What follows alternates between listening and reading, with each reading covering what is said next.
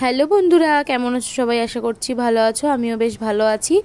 এখন দেখো 8 তারিখ সন্ধেবেলা আমার হঠাৎ করে মনে হলো যে চলো একটুখানি মোমোজ বানাই। আর ঘরে চিকেনও ছিল, তাই ভাবলাম যে প্রথমে ময়দাটাকে মেখে তারপরে বাকি যত কিছু রেডি করা সেগুলো রেডি করব। ময়দাটা এখানে সুন্দর করে মেখে নিয়েছি। আর মোমোর জন্য তো প্রয়োজন মতো খুব বেশি ময়দা লাগে না, মোটামুটি অল্প করেই মেখেছি, কারণ লেচিগুলো একদমই ছোট ছোট হবে সেই জন্য। আর এখানে দেখো আমি তোমাদের দেখালাম যে আমি একটা লেচির সাইজ কোনটুকু করি। আর এখানে দেখতে পাচ্ছ চিকেনটা একদম ছোট ছোট পিস করে কিমা পিস করে নিয়েছি। তার সাথে সামান্য পরিমাণ লঙ্কার গুঁড়ো নিয়েছি। আর এইদিকে দেখো সমস্ত পেঁয়াজ, রসুন, আদা, কাঁচা লঙ্কা সব কিছু আমি কুচিয়ে রেখেছি। আর এর মধ্যে সামান্য পরিমাণ দিলাম লবণ, আর দেবো হচ্ছে 1 চামচ গোলমরিচের গুঁড়ো। মোমোতে গোলমরিচের গুঁড়োটা খুবই প্রয়োজনীয়। আর এখানে সামান্য পরিমাণ একটু ভিনিগার দিচ্ছি টেস্টের জন্য, আর যাতে ভালো করে চিকেনটা সেদ্ধ হয়ে যায়। তারপরে সামান্য পরিমাণে একটু সয়া সস দেবো। আর এক একজনের বানানোর পদ্ধতি এক এক রকম। একটু সামান্য পরিমাণে চিলি সসও দিয়ে দিলাম, টমেটো কেচাপও দিয়ে দিলাম, যাতে ভিতরের যে পুরটা হবে সেটা বেশ টেস্টি হয়। এখন ভালো করে এটাকে সুন্দর করে চটকে চটকে মেখে নিতে হবে, যাতে মশলাগুলো ভালো করে চিকেনের মধ্যে ঢুকে যায়। তো এখানে দেখতে পাচ্ছ চিকেনটাকে ভালো করে একটু মেখে নিলাম। আর এবার আমি সমস্ত যে পেঁয়াজ, রসুন, আদা সব দিয়েই চিকেনটাকে ভালো করে মেখে নেব।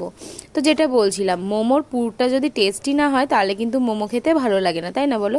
তো সেই জন্যই দেখতে পাচ্ছ এখানে আমি সমস্ত কিছু একদম জোগাড় করে নিয়েছি, যাতে আমি যেরকমভাবে পারফেক্ট তৈরি করতে চাই সেরকম মোমো যেন আজকে বানাতে পারি।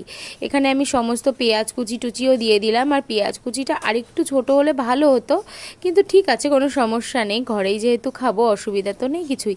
এখানে আমার পুরো চিকেনটা মেখে রেডি করা হয়ে গেছে। আর অনেকে আছে আরও ছোট ছোট করে কিমা পিস নেয়, তো আমি একটু বড় বড়ই নিই, কারণ বেশ মুখে পড়বে, বেশ ভালো লাগে খেতে। আর এখানে দেখতে পাচ্ছ কি সুন্দর ছোট ছোট করে গোল করে নিয়েছি। আর এগুলোকেই আমি এখন বেলে নেব। আসল কথা কি বলো তো, একা হাতে একদিকে ভিডিও করা আর একদিকে হচ্ছে এরকমভাবে মানে কাজ করাটা একটু চাপের হয়ে যায়। আর ট্রাইপড ইউজ সবসময় আমি করতেও পারি না। তো যাই হোক, এখানে আমি তাই জন্য তোমাদের একটা দুটো মোমোকেই আমি ফোল্ড করে দেখাচ্ছি যে আমি কিভাবে বানাই। আর জানো তো, আমার আজকে ভিডিও করতে গিয়ে ফোনটা পড়ে গেছিলো, আর আমার ফোনে একটু স্ক্র্যাচও এসে গেছে, তাই জন্য একটু মনটা খারাপও ছিল। তো যাই হোক, চলো এখন ভিডিওটা যদি ভালো রেসপন্স পাই তাহলে মনটা এমনি ভালো হয়ে যাবে। তো এখানে আমি মোমোটা রেডি করে নিয়েছি। আর যেহেতু আমরা প্রফেশনাল মোমো মানে বানাই না, সেই জন্য অতটাও সুন্দর হয় না, কিন্তু ওই ঘরে খাওয়ার মতো হয়ে যায়। আর জানো তো, আমি বাইরে থেকে মোমো খাওয়ার থেকে আমি নিজে বেশি মোমো বানাতে পছন্দ করি, কারণ সত্যি কথা বলতে বাইরের ভিতরে যে স্টাফিংটা ওটা অনেক কম থাকে। আর আমি বাড়িতে বানালে একটু বেশি করে স্টাফিং দিয়ে মোমোটা বানাই, কারণ আমার বেশ ভিতরে স্টাফিংটা খেতে ভালো লাগে। আর এখানে জানো তো 4-5টা মোমো খেলেই পুরো পেটটা ভরে যায়। আর এখন দেখো এটা অন্য একটা শেপের মোমো বানাচ্ছি। তো যাই হোক, এক হাত দিয়ে ফোন ধরেছিলাম, এক হাত দিয়ে মোমো বানিয়েছিলাম, তো ওই জন্য অতটা সুন্দর বানাতে পারিনি। তো যাই হোক, দেখো এগুলো তো বানানো হয়েইছে। এরপরে আমি আর একটা তোমাদের সাথে শেয়ার করব, তারপরে ফটাফট করে সমস্ত মোমোগুলো আমি বানিয়ে নেব, কারণ অলরেডি অনেকটাই রাত হয়ে গেছে, প্রায় বাড়ির অর্ধেক লোক ঘুমিয়ে পড়েছে, তখন আমি বানাচ্ছি এখন মোমো। আর এখন দেখতে পাচ্ছ এইটা আমি তোমাদের দেখালাম সামনের ফোনটা রেখে যে আমি কিভাবে মোমোটা বানিয়েছি।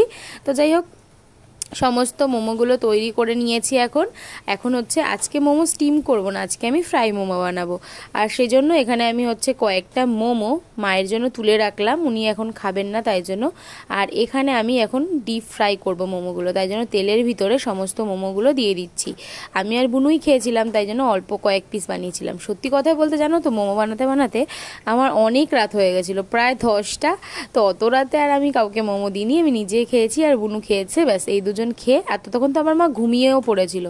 তো মোমোগুলো ভালো করে ভেজে নিয়ে তারপরে এখন আমি আর বুনু খাবো। আর যে কোনো ভালো খাবার বানাতে যতটা না সময় লাগে, খেতে কিন্তু অতটা সময় লাগে না, ফটাফট খাওয়া হয়ে যায়।